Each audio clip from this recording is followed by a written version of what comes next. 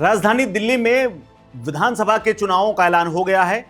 चुनाव आयोग की आज प्रेस कॉन्फ्रेंस हुई और इस प्रेस कॉन्फ्रेंस में ही यह तय हो गया कि दिल्ली के चुनाव 5 फरवरी को होंगे, यानी मतदान 5 फरवरी को और रिजल्ट 8 फरवरी को आ जाएगा। इसके अलावा कुछ उपचुनावों की भी सीटें थी जिन पर वोटिंग होनी थी और वहां के इलेक्शन का भी लोगों को इंतजार था। जम्मू कश्मीर से लेकर पश्चिम बंगाल और यूपी तक की सीटें थी। यूपी की एक सीट ऐसी थी जो लोकसभा चुनाव के दौरान से ही लगातार चर्चाओं में थी। ये सीट थी अयोध्या की और अयोध्या के ही अंदर आती है विधानसभा मिल्कीपुर की।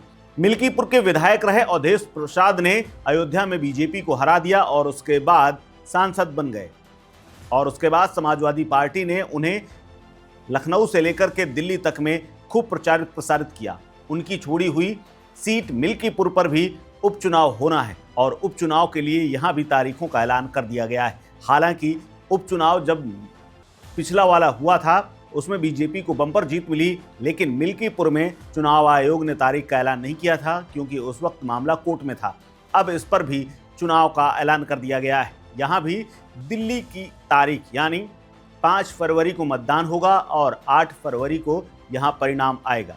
चुनाव आयोग ने आज मिल्कीपुर की तारीखों का ऐलान कर दिया है। 6 महीने से ये सीट खाली पड़ी थी। समाजवादी पार्टी और बीजेपी के बीच में यहाँ कड़ा मुकाबला होने की उम्मीद है। समाजवादी पार्टी ने अवधेश प्रसाद के बेटे अजीत प्रसाद को यहाँ से मैदान में उतारा है, लेकिन बीजेपी ने अभी तक यहाँ पर प्रत्याशी का ऐलान नहीं किया। लेकिन सीएम योगी आदित्यनाथ बीते कई महीनों से लगातार मिल्कीपुर का दौरा कर चुके हैं, यहाँ के तमाम इलाकों में रैली कर चुके हैं और दोनों पार्टियां इस वक्त पूरा जोर इसी सीट पर लगाए हुए हैं।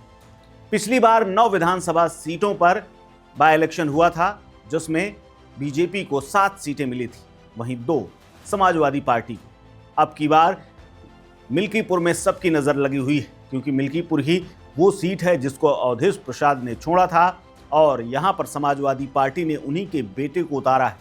यहाँ पर बीजेपी ने तो कई बड़े हाई प्रोफाइल नेताओं को बाकायदा लगा दिया है और चुनाव प्रचार के साथ साथ वहाँ की जनता के बीच वो पैठ बनाने में लगे हुए हैं, जबकि समाजवादी पार्टी ने सिर्फ अवधेश प्रसाद के भरोसे यहाँ चुनाव छोड़ दिया है। यानी पूरा दारोमदार अवधेश प्रसाद के ऊपर है कि वो अपने बेटे को कैसे जिताएं। हालांकि पिछली बार उपचुनाव से ठीक पहले अवधेश प्रसाद के बेटे अजीत प्रसाद पर एक मुकदमा दर्ज हुआ था और इस मुकदमे के बाद वो खूब चर्चाओं में आए थे। लग रहा था कि समाजवादी पार्टी टिकट बदल देगी, लेकिन फिर भी समाजवादी पार्टी ने अजीत प्रसाद पर ही दांव लगा रखा है। अब देखना है कि बीजेपी का कैंडिडेट कौन आता है, क्योंकि यहाँ पर 3 नेता ऐसे हैं जो टिकट के लिए दावेदारी कर रहे हैं।